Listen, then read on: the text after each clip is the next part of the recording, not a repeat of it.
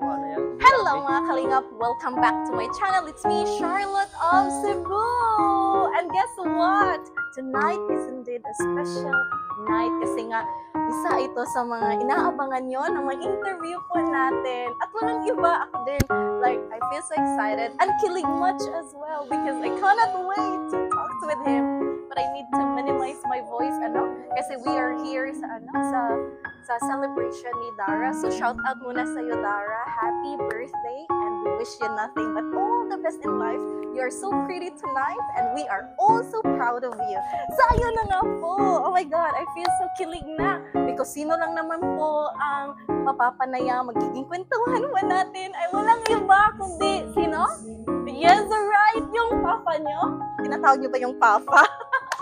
Walang iba kundi si, come here. Pasok, pasok.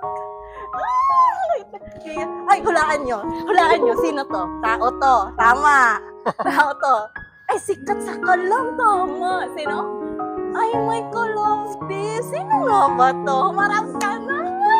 Yeah. Tada! So, ayun po mga kalingap. I will try to speak. Okay lang ba? Di ba naririnig? So, we will try to speak a little bit louder, no? So, kalingap, Edo! Finally!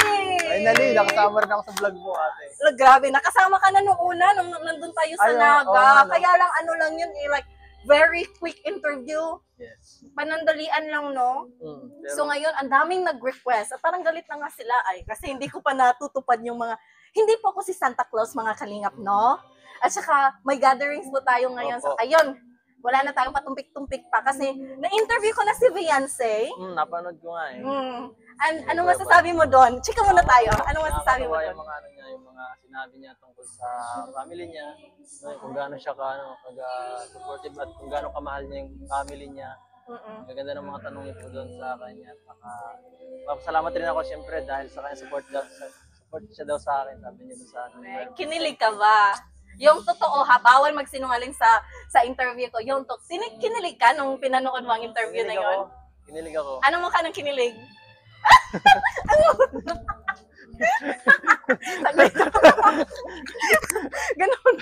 Ganun pala yung mukha ng kinilig, mga kalinga. Ako din no, while I had my interview with Beyonce, kinilig din ako. Pero iba din pala no, yung parang nabuo na yung ba si Beyonce una, tapos ito si Ado, naging match na. So, napakasarap sa feeling kasi ako kasi yung nag-i-interview sa kanila. So, ngayon, game ka na ba? Sakto lang. Kinakabahan ako ng konti. Grabe, ba't ka kinabahan? Siyempre, iba, ngayon, parang bihira kita makasalamuha sa sa ganito. Lalo na interview pang Nag-ano lang kasi personal kami, lang like, mga tatanong mo hi to hi lang kami, no? Pag nagkikita, hi Edo, ganun lang. Pag palagi kong sinasabi, pwede ka ma-interview. Kaya lang yung oras talaga, yung timing. Pero buti na lang, no? Nakidnap natin siya ngayong gabi. Nakuha po natin yung oras niya. So, Edo, kamusta ka ngayong gabi? Okay naman. Ito medyo nakakatuwa kasi nakasama tayo sa birthday party ni Dara. Sobrang saya dito. Kompleto ang mga angels, kompleto ang mga kalinga partners. Nagsama ulit tayo. Masaya pag sama-sama. Yeah, right. Yeah. So, ayun po, no? Okay lang po si Edo. Of course naman, sino ba hindi magiging okay nandito si Sino nga yun? Ang pangalan niya? Sino yun? Si YT. Sino? Di ko narinig. Pasensya ka. Ganito talaga pag may edad na ay. Di ko na matandaan yung pangalan. Sino nga yung babaeng Dimod ko rin eh. Makakalimutin ako. Ay, so ayun po mga kalingap kanina po, Si no? Beyonce, Yes, may po tayo, quick kwentuhan with Beyonce. Kaya lang, dahil siya ay beneficiaries, hindi po siya allowed na mag-appear sa sa channel ko. So, pag may permission na, why not? Right? Yes, So, ayun. Yes. So, ayun po. Kalingap Edo. You are so famous, right? As far as I know, para sa akin. Wala po tayong pinipiling love team at dahil po si Edo po yung kasama natin, of course, we will stick and we will know him more patungkol sa love team na meron siya ngayon. So, hala. Parang natatakot kaya yata. Hala. So Edo, how do you feel na yung love team mo ay talagang sikat na? Isa sa pinaka-sikat sa Team Kalingap. Parang Hindi ko naman masyado iniisip na ano na sikat eh. Parang dati lang kasi para sa akin parang medyo ano na ako eh, medyo parang kumbaga sa ganito ano, medyo veteran ano na parang medyo veterano na. Hindi na bago. Hindi na bago Oo. eh. Kaya para ano parang normal na lang pero hindi ko naman sinasabi ano parang sabi mo parang sikat hindi naman ako. Para sa'yo, hindi Oo, ka para sikat. sa akin ano lang kami parang empleyado pa rin normal na empleyado, di ko man inaano ang sarili ko. Kaya nga sa ganito talaga inaano ko tinitake ko na itong mga ganung klaseng interview sa mga partners natin kasi syempre na nakakatuwa dahil ano napagbibigyan. Yeah. And ito yung paraan na... Pagbibigyan tayo na ano na interview syempre. Yes. Ito Kasi din ako yung... nakakasama ko sa mga ganito. That's true. Ito din yung... Nagpapahalaga nila yung ano ko. Ito din yung paraan na makilala ka nila. Kasi iba kasi yung nakikita nila sa teleserye. Right? So since nasabi mo ang ganitong trabaho, inisip mo ba yung love team mo, yung pagiging love team mo kay Beyonce ay trabaho lang at walang personalan? Hindi masasabi kasi marami naman akong ginawa sa kanya na hindi talaga ano parang sa trabaho lang na ano. Hindi utos ng mga bossing ko. Oo. At kusang gawa ko 'yun para sa ano sa pag-alalay kay Beyonce, sa pag-aalalay niya. Support sa kanya mismo talaga, hindi lang sa trabaho. So parang like Mahalaga sa atin. trabaho and Mahalaga. personal together. Yes. So doon nabuo yung maganda ang kinalalabasan dahil nga trabaho and then personal, you combine it. So yun yung rason kung bakit tinangkilik at swak sa masa baga. Right? So anong masasabi mo na ano din, kang Beyonce na alam naman natin no na bata pa yung edad niya, then mahiyain pa siya. Sinabi niya during sa interview natin, isa ka sa pinakarason na nagpa-boost ng kanyang self-confidence. Yes. Anong masasabi mo dito? Thank you dahil parang naano mo yung mga ginagawa ko rin siyempre para sa iyo sinasabi ko naman lagi sa kanya na nandito ako para sa kanya, para matulungan siya, pamilya niya. Nung una kasi talaga sobrang hirap niya yun eh. Parang pasalitain man lang, kahit konting salita ang hirap kasi sobrang iya. Kahit isang salita, Kasi hindi mo mapipilit. Bago pa lang siya noon. Hindi sa talagang ang ugali niya talaga. Ay, mahiyain. Sa isang buong meeting namin, minsan bilang lang sa kamay ang salita niya sa isang Talaga? O ganun talaga, sobrang hirap. So parang nag-a-adjust ka? Oo, ako, pagka nagkami lang, sinasabihan ko, ginaguide ko, sinasabihan ko ng ganito, okay lang yan, okay lang mag-ano. At ako rin, parehas lang kami, kasi ganun din ako nung una. Kaya nakikita ko yung sarili ko minsan sa kanya, na ganito. So like, yun yung dahilan na naiintindihan mo siya dahil doon ka din nagsimula. Oo. Pero ngayon, anong masasabi mo? May malaking changes ba si Beyonce? Sobra. Dun sa taong parang hindi mahulugan sa pinggan na ganung klaseng ugali. Naging siya parang mas nag-improve siya na sa sarili niya, makikipag niya sa kapwa niya. Sobra talaga, hindi mo naman siya makikilala kung ano mo siya, kung malaman mo yung ugali niya nung una. At nakaka-proud dahil nakita ko yung pagbabagong yun. At masaya ako para sa kanya dahil yung niya parang mas masaya sa ngayon. Wow. It is really because of you. Ang laki talaga ng impact mo sa buhay ni Beyonce. Kasi nga, base sa kwento niya, no, alam naman nating lahat na si Beyonce ay personality na yung mahiyain. And then nakita ko din siya dun sa Cebu. Di talaga kami nagkwentuhan, ay pangiti-ngiti lang siya. Ganun lang siya talaga. Yung may napakita lang niya yung presensya niya, tapos ngiti-ngiti lang, tapos ganito, no? Parang mga facial expression, nod, right? Yes. Oo. Pero ngayon, madaldal na Madaldal na siya, sobra. Ang galing na nga niya manggulat sa akin. Oo nga, Magugulatin pa naman ako. So ayun, no? Ang sarap sa pakiramdam.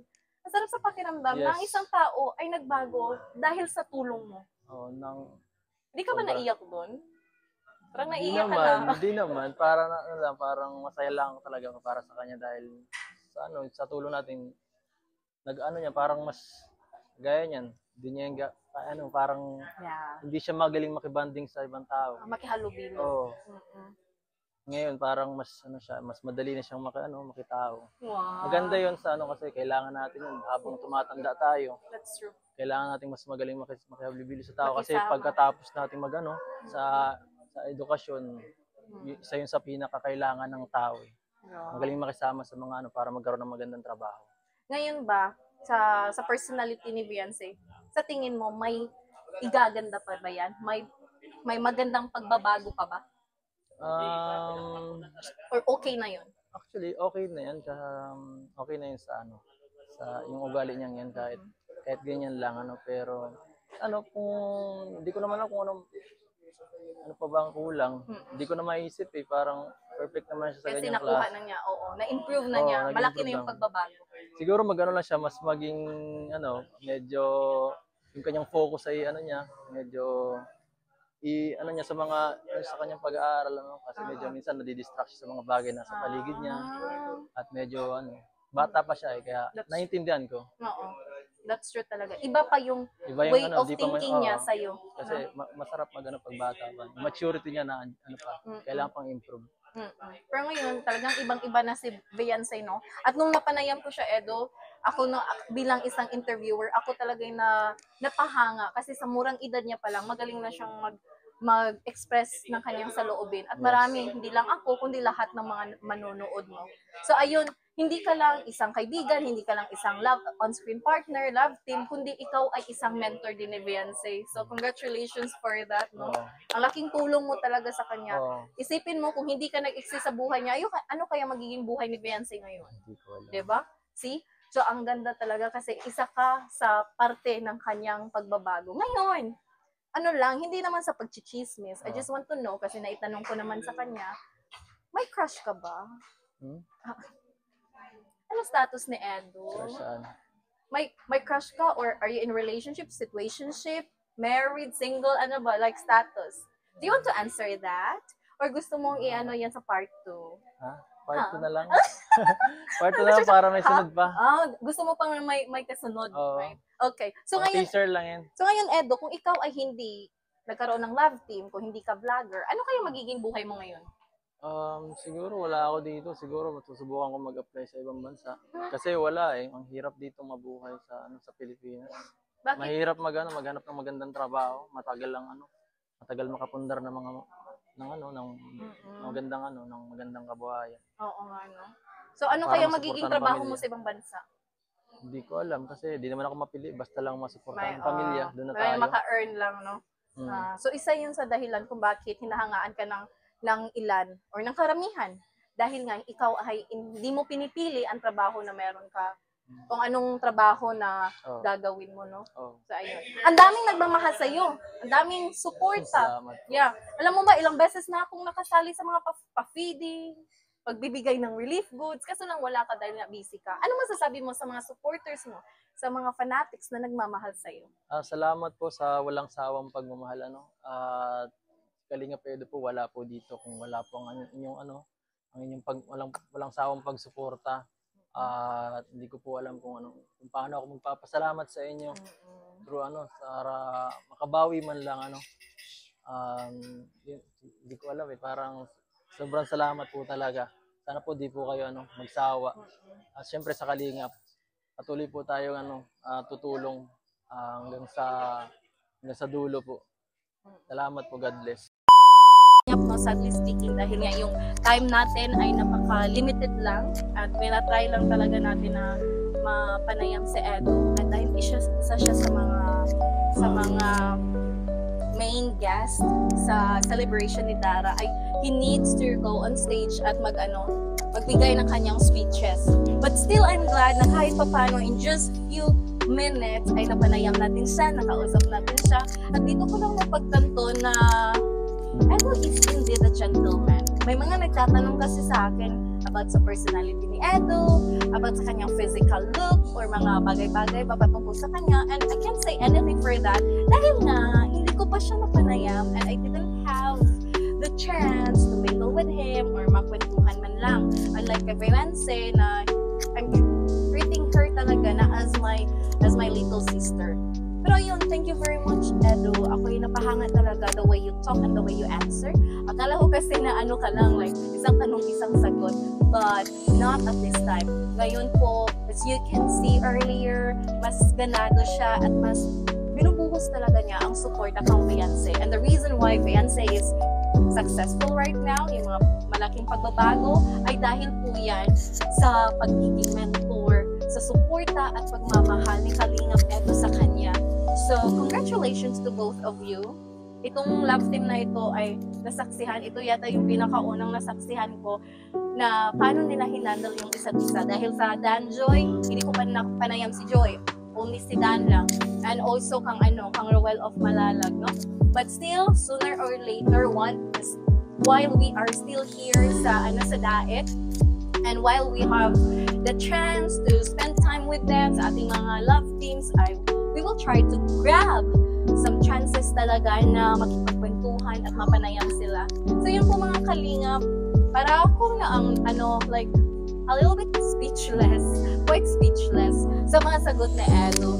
Napaka talaga niya, like on point, and nakikita mo talaga na he's responsible and he's doing his job well.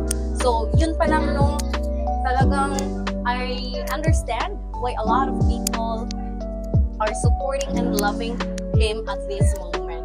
So sorry if this is just quite bad. Hindi po talaga mahaba yung interaction natin with Edu. But since he told earlier na magkakaroon tayo ng part 2, we will surely grab that chance, mga kalingap. So thank you very much for watching this one.